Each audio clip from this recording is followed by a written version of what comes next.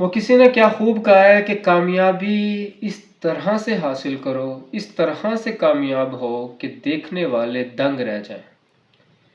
देखने वाले दंग रह जाएं और सोचने पर मजबूर हो जाएं कि आखिर किया तो किया कैसे।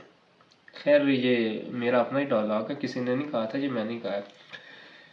आपको पता है कि आपने जो चोट लगाई है ना ऑस्ट्रेलिया को, उसका जो दर्द है वो इतना, उसका जो ज़ख़म है वो इतनी जल्दी भरने वाला नहीं है। चर्चे तो होंगे, अब ज़ख़म अभी ताज़ा है। 22 साल के बाद आप उनके घर में जाके उनको सीरीज़ हरा देते हो तो फिर चर्चा तो होगा।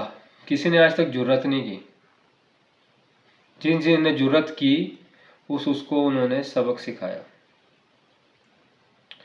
22 साल तक हमारी टीम ने उनको कोई सीरीज़ नहीं हराई। अब हमने जाके उनको एक सीरीज़ हराई तो अब ज़ख़म गहरा है, आउटकम्स तो आएंगे। अब माइकल क्लार्क साबित क्रिकेटर, कैप्टन भी रहे ऑस्ट्रेलिया के, बहुत गुस्से में नज़र आए। बड़ी शॉकिंग एंड गुस्से वाली स्टेटमेंट उन्होंने दी, बड़ा क्रिटिसाइज़ किया ऑस्ट्रेलियन क्रिकेट को। उन्होंने कहा कि सबसे पहले बात यह है कि आपने अपने 5 की प्लेयर्स को रेस्ट क्यों दिया। पहला उनका ये था। दूसरी बात उन्होंने की, ठीक है आपने रेस्ट का फैसला कर लिया, ठीक है आप जो है बॉर्डर गावस्कर ट्रॉफी के लिए उनको रेस्ट देना चाहते थे, डेफिनेटली यू शुड करना चाहिए था। बट जब आपको पता चल गया कि आप सेकंड ओडीआई हार चुके हैं and the third one is the final of that series, you shouldn't be rest them, you shouldn't be rest them.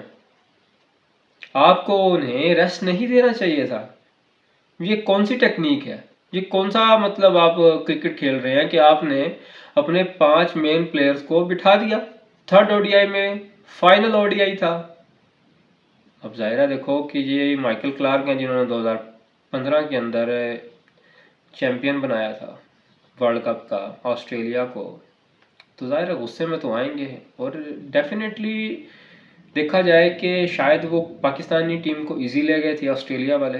उन्होंने इतना इंटरेस्ट नहीं लिया, उन्होंने इंटरेस्ट ज़्यादा लिया बॉर्डर गावस्कर ट्रॉफी के अंदर।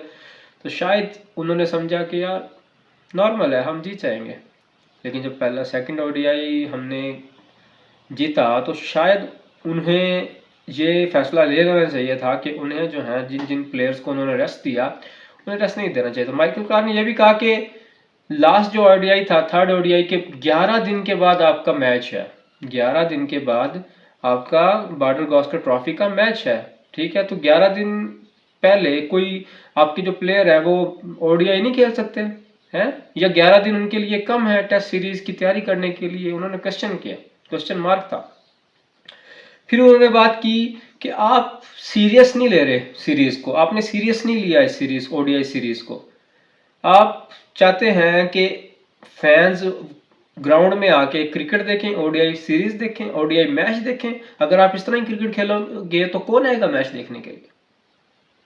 बड़ी सख्त बातें की माइकल क्लार्क ने। उन्होंने लास्ट बात ये की कि अगर आप केयर नहीं करते हैं, आपको इस बात का दुख नहीं है कि हम लास्ट सीरीज हार चुके हैं, तो no one will care about it.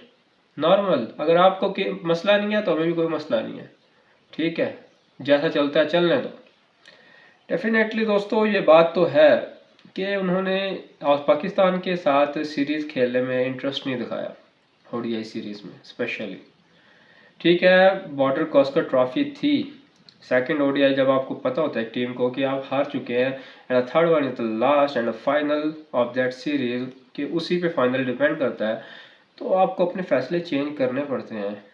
अब अल्लाह ही जाने कि अंदर की क्या बातें हैं क्या नहीं, बट उनके गलत फैसले हमारे लिए बेहतरी का सबब बने, हमें तो इस चीज़ की खुशी है क्योंकि 22 साल के बाद हम जीत गए हैं।